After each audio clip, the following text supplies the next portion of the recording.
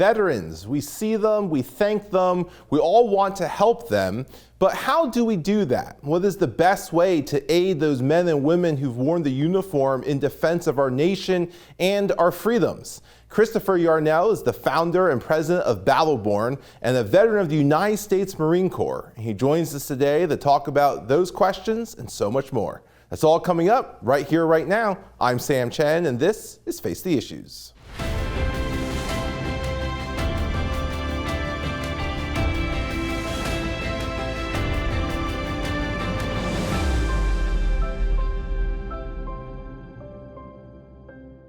Good evening and welcome to Face the Issues. I'm Sam Chen. We see veterans every day, from our TV screens to our communities. We know them, we're their neighbors, we're their friends, their colleagues, and we probably at some point have thanked a veteran for their service to our nation. But how do we help veterans? We all know that veterans face a plethora of issues and we all want to help, but are there better ways to do that? Chris Yarnell is the founder and president of Battle Borne. He's a veteran of the United States Marine Corps, and his organization has that exact mission. He joins us tonight to break down those issues. Chris, welcome to Face the Issues. Thank you so much for being here. Thank you so much for having me. It's truly a privilege. We're excited to have you here. Thank you for your service. But even more than that, for what you're doing through Battle Borne, you're continuing to help veterans. You're working with a group of veterans. What is, just for our viewers who don't know, what is Battle Borne? So Battle Borne was created to be an organization of like-minded individuals and organizations working together to meet the needs of our veterans community. I love that. Simple, to the point. I think I saw somewhere it described as veterans helping veterans, and I love that idea and that mindset. Yes. Now we have a team comprised of military spouses. Everyone on our team is connected to the military at some point, but our services are veterans helping veterans. So. Yeah, I love that. Let me ask you this. When we think about the challenges that veterans face, and I said this in the open, we all hear of these challenges. We know, we see these ads for supporting veterans, especially if they've been injured and they're having to go through rehab, or the mental health and PTSD challenges of veterans. That's, I'm sure, a large part of it. Is that everything, or what kind of issues do you see veterans facing? Oh, that's a good question, Sam. It's one that is probably very difficult to answer because we see a plethora of challenges. Each veteran is different, each of their service was different, circumstances of their service was different. Some from facing, like we talked about previously before we started filming, the PTSD stuff, but there's so many more things now, so many more things with what happened with the pandemic, the transitioning phase from leaving the military, depends on how long they served. I mean, to really narrow that down to one, this is what we're seeing, it would be difficult to do that. Yeah. One of the neat things too, or maybe not to say neat things, but one of the interesting things is I've heard veterans from past wars talk about just even the difference of from generation to generation. Oh, absolutely. And so, for example, like Vietnam, first war where they're on a plane and they're back on soil in 24 hours as opposed to coming through on the boat. And going across the Atlantic after World War II. And just even those advances in technology create different challenges for veterans. Oh, absolutely. Absolutely. Different errors. It's not uncommon knowledge that the Vietnam guys did not get the welcome home, we're happy to have you back. It was a little different of a time area. But to see those guys like from when they served to see now like how they support the generations that are now here because they didn't have it. It's just a beautiful thing, they've come full circle. Yeah, and to your point, I mean, one of the things you mentioned, Chris, about veterans serving veterans and veterans' families serving each other, it's one of those things where you're a special family yourselves. You don't really know what another veteran, or those of us who haven't served don't really know what people like you have gone through. We don't understand that. I read somewhere that sometimes, like for example, Olympic athletes, when they come back from the Olympics, it feels a little odd because it's the most exhilarating time of their life, but then they got back into a world where nobody understands what they've just been through. And I imagine that's why having veterans and veterans' families serving the community is so much more effective.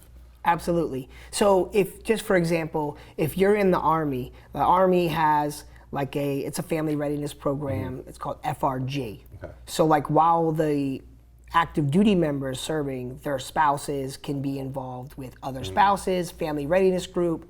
So even while you're in, different branches have components where their families are keeping together in support and keeping of what's going on in those particular service members' units. Yeah. So it's takes place in the military, so why not continue it after the military? Yeah. And hence Battle Borne. I love that idea. Let me ask you about some of the services you provide. You mentioned earlier there's so much more than just mental health challenges, and just going through your website, you see you guys are helping veterans with their benefits, cutting through government red tape. I mean, I don't know how much the public knows, but having worked in the government with the VA, it can be a nightmare sometimes. It can be very challenging. What other kinds of services that you help or provide to help with veterans? So besides like connecting them and their families, because we also want to make sure we're expressing that we seem to forget that when veterans serve, their families are serving. Yeah. So when you talked about how, them coming back and it being different and not the connection, we seem to forget about the families. Like the families are not present with their loved one who's serving, so they're serving as well. So back to the question there, it's very challenging to navigate the VA.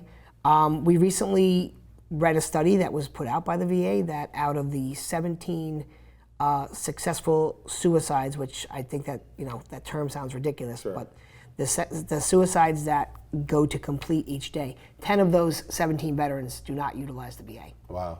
Yeah, it's over, so that's over majority, 50%. Yeah.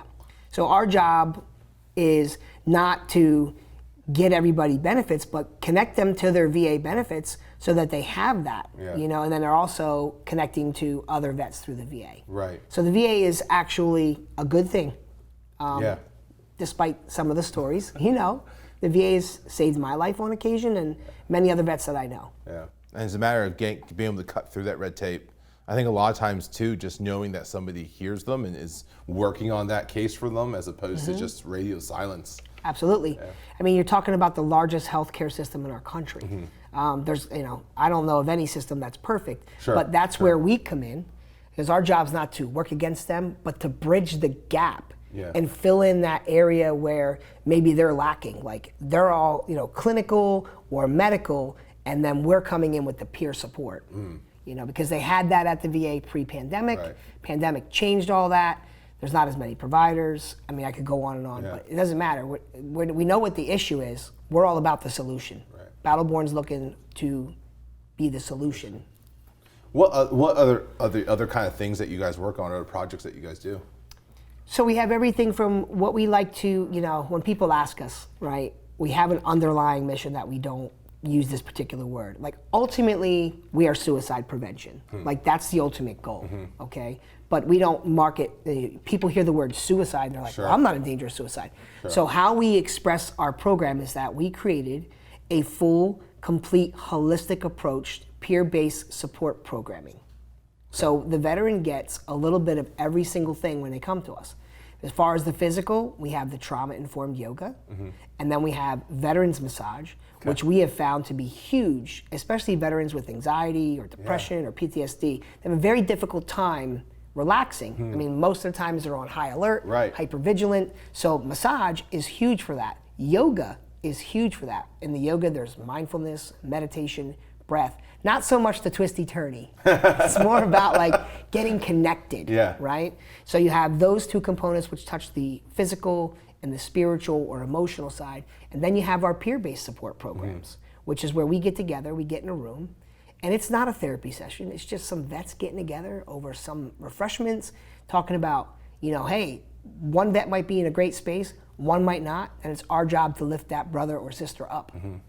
Sometimes we have vets that come to our groups that don't have any problems going on. Yeah. They're there for the next man. Yeah. That's what it's about. And that's what it was for them when they were in the uniform. Correct. And that's what it still is now. Correct. Yeah. It's the continuing, like I think, you talked about before we went on the air about the service, this is how we continue our service. That's part of the problem if we get into that. It's some of the veterans returning from not just deployment, just military life in general. There's that lack of purpose sets in civilian world. It's not the same. And if you want me to explain? Yeah, please do. Because I think we have a lot of viewers who aren't veterans and they don't quite understand why it's not the same. So I can't speak for the guys as far as deployment, but it's just military in general, okay? You go from living, training, eating, sleeping, you're 24/7 with your unit, your battalion, all the things that you're connected to. And now, everybody there is trained that every decision you make is life or death, right? So now, let's say you serve just a 4-year term. So for 4 years, your life has become like everything's life or death. I got brothers and sisters around me, support all the time. When they return and they're back into like a job, let's say here, stateside, most professions don't operate like that. Right. It's, business is business, so it's like, I'm not really your teammate. I have to compete against you, more sales, to look, whatever it is that in that employment or that profession. So I can't, not all are the same. But to get back to the point is, you go from living, sleeping, eating, 24/7 holidays to now I'm not connected like that here. And let's just say for conversation piece, the person joins the military right out of high school. They're still young. If they've never done sports, they don't really understand that camaraderie, that teamwork. So now they're introduced to teamwork, camaraderie, life or death situations. Return back home, it's not like that. Yeah. It's like starting over. Yeah. You train 6, 8, 13 weeks of boot camp to become a soldier or a Marine, but there's not that kind of training to return. Right. I mean, we've gotten a lot better. The military has gotten extremely better in processing veterans, like from active duty to veteran status, as compared to it was in '94. But I think we still have a lot more improvements to make to get these guys ready to return. Still a long way to go. And when I say guys, I mean guys and gals, Yeah, just of course. a general term. Yeah, of course. Because we're all about our female veterans. I appreciate that. Yes. Thank you, Chris. We're going to go to the break. When we come back, I want to ask you about your journey and how that led you to found Battle Borne. Absolutely. So, don't go away. We'll be right back. Face the Issues is produced and recorded in the studios of Lighthouse TV. Positively different.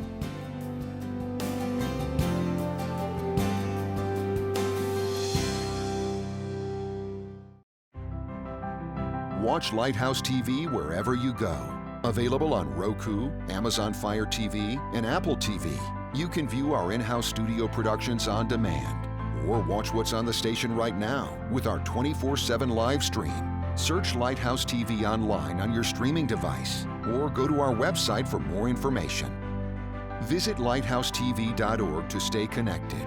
There you can find out what's currently on the air and coming up, how to watch in your area on cable, satellite, broadcast, or streaming devices. Watch past programs or our live stream. Follow us on social media and learn more about the station, our hosts, and our programming.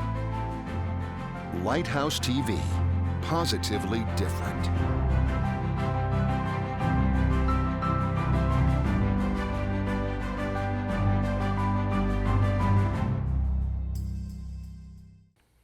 Welcome back to Face the Issues. Chris, thank you again for joining us. Absolutely. I want to talk about, you founded Battle Borne several years ago now. I want to talk about your journey there. You're a veteran of the United States Marine Corps. You've shared about your journey in the past. Walk us through a little about why you joined the Marine Corps and then kind of what happened thereafter and how you became, you're honorably discharged. Can you walk us through that journey and what happened after? Sure. Grandfather served in World War II after Pearl Harbor. He was in the Navy, gunner's mate. And my father served in the United States Army, Vietnam era, was discharged when he found out he had diabetes after serving in the Army for almost 4 years. Difficult situation for him to process.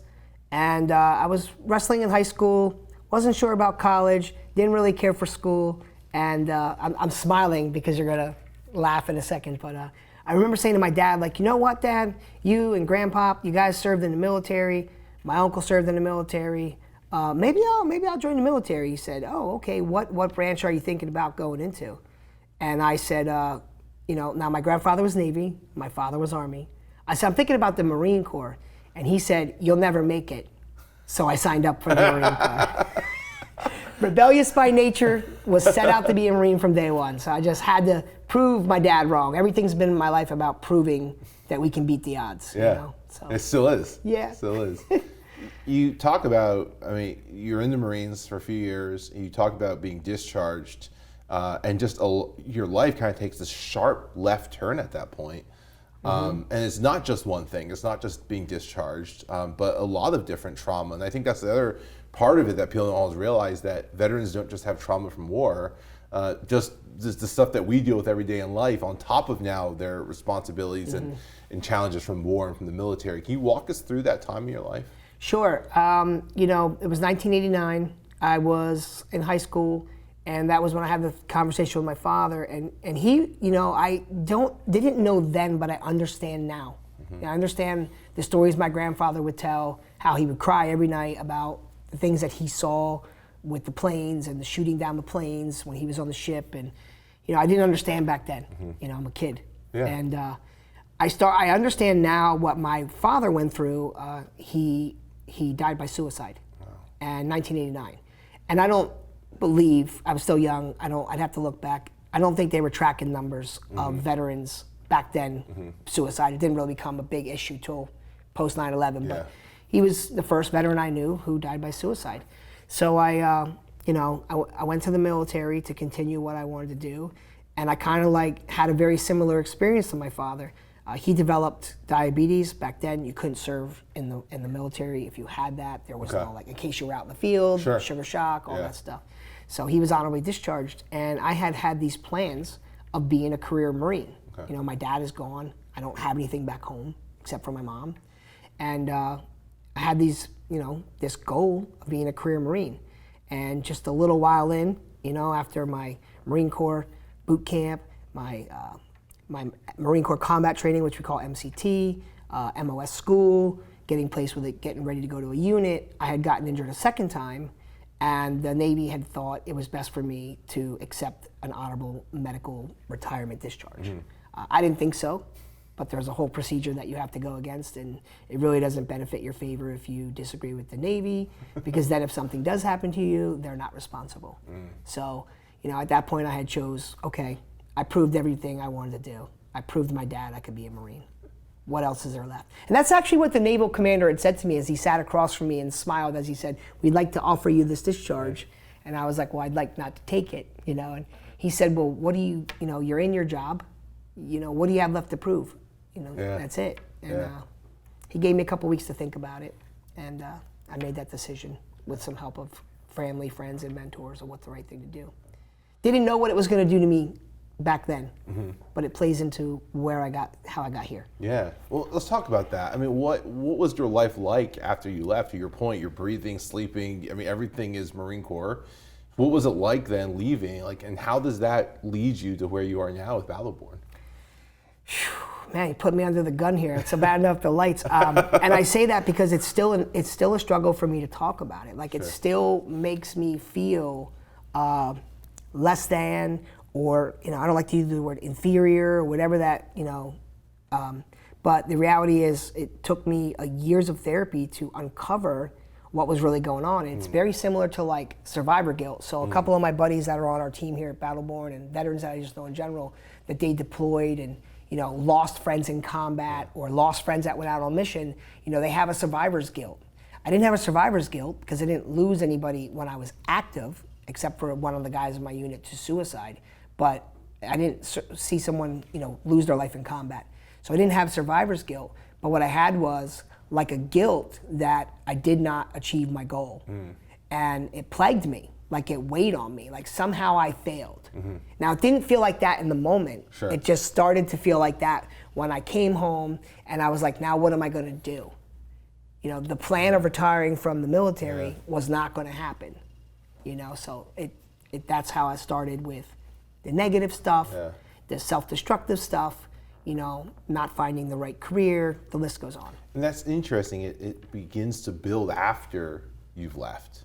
Do you know, like, not to jump off here for a second, but that I think it's like the average Vietnam veteran that develops the PTSD seems to happen later on in their life. They've learned to suppress it for so long, and then as they get up in age, we see that that's where it comes out. Wow. Like, that's where it comes out, because they're like, no, I'm okay. And then for years and years they suppress, And then as they get up there in age, it's like they can't do it no more.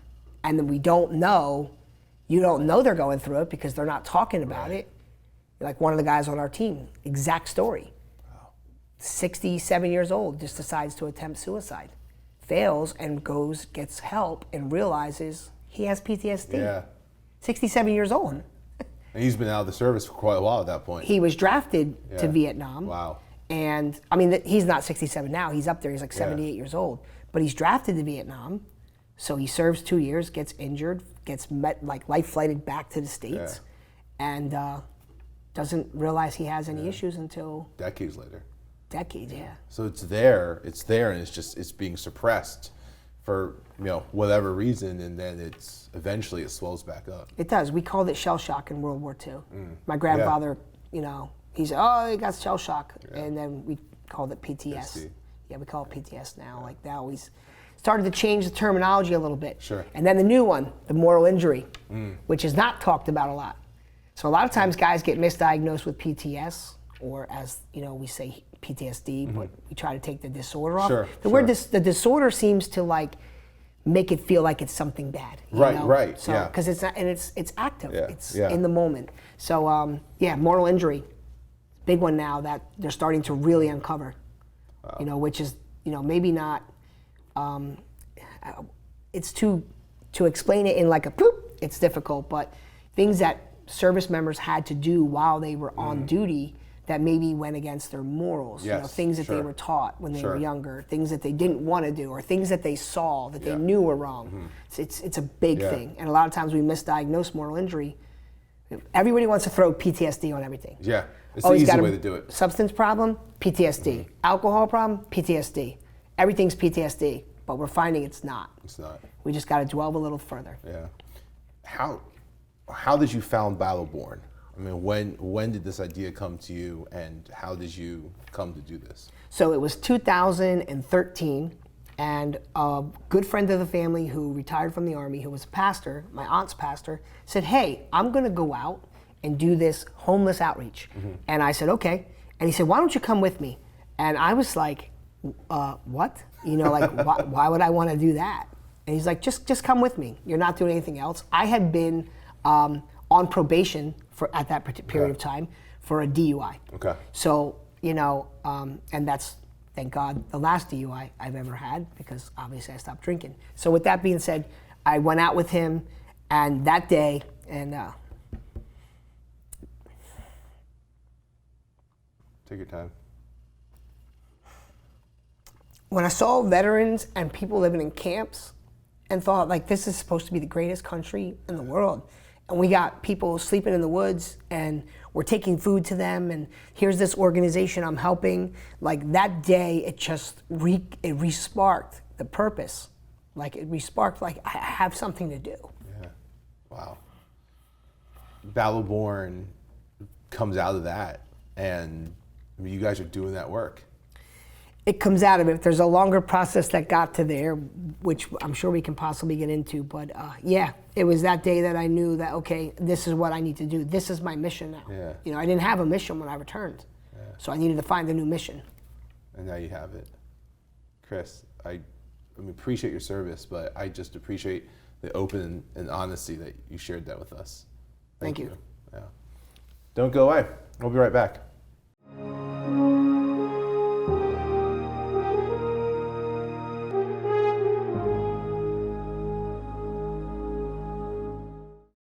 Watch Lighthouse TV wherever you go.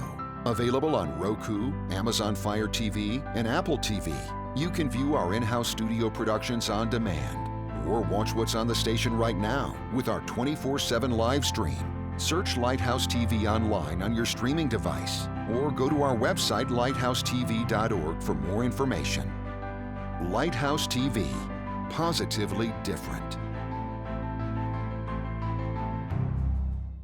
Welcome back to Face the Issues. Chris, thank you so much for joining us, for the work you do, for sharing your story. And as we close out, I want to ask you, what advice do you give? We have veterans that watch this program. You made the point earlier that sometimes veterans don't even know that they have this inside them. What advice do you give to veterans who maybe are unaware or maybe are aware and are struggling but haven't taken that step yet to say, I need help, and I don't, or maybe they've taken the step to say, I need help, but they don't know where to go? What advice do you give to them? That's a good question. I remember we did a lunch and learn, and there were about 4 veterans in the room. They raised their hand when I said, is anyone a veteran? And 2 were pretty young guys, and one's a social media marketer. And I said, hey, when you returned, how did you connect with other veterans? And the one young man said, I didn't. And I said, so where would you go? You know, thinking he would say like social media, and his answer shocked me. He said, I don't even know where. Wow. I don't even know where. So my suggestion to veterans is, whether you think you need help or not, because not everyone needs some kind of help. Right. We have veterans that are very successful upon returning. But just to get connected to something, you know, get connected to a nonprofit or some veterans, because it's not just about, maybe you don't need help, but maybe the next guy does. Yeah. And one of the things I have learned in my personal life is, when I help others, I help myself, right? And it's kind of a weird thing to say it like that, but getting them to give back to another veteran, because people genuinely want to help. I have found this out, and I still struggle asking people for help. Sure. I really have a difficult time saying, help us, help other people. That's why when we came out, we sold all of our own merchandise. We didn't want to ask people for money, right? We were just like, we don't want to ask anybody for help. We want to do this on our own. We can't do it like that forever. But we want them to be able to get connected, because people generally want to help, but other people don't know. Yeah. They don't know how. So unless you ask them for help, you don't give them that opportunity to help. Yeah, so get connected. Yeah, get connected. Chris, what about those of us like myself who've never served, who've always had this deep appreciation and respect for the military, but we've never served ourselves, but we want to help? How can non-veterans help, whether it's through Battle Borne or elsewhere? Well, that's a good question, because it doesn't have to be through Battle Borne. I've been to different parts of our great country here, and I got to tell you that the Lehigh Valley is rich with resources and community organizations that love to work together. That's why our motto is Together We Rise, right? There's a plethora of support here in the Valley. There are so many other organizations besides Battle Borne that I really would not mind where you got involved, but maybe get out and volunteer. There's Veterans Homeless Outreach here. You have the Veterans Shelter in Bethlehem here. You have us. We partner with other local nonprofits in the surrounding areas. You know, if you need help finding an organization, whether it's mine or not, call me. I'll steer you in the right direction. I appreciate that. Absolutely. Chris, thank you so much for joining us and for the work that you do. Thank you for having me. Yeah, it's our pleasure. I want to thank Chris Yarnell for joining us, for his service and for his continued service to so many veterans in the Lehigh Valley and beyond. I want to thank each of you for tuning in, and we hope to see you again right back here next week. My name is Sam Chen. On behalf of all of us at Face the Issues, thank you and good night.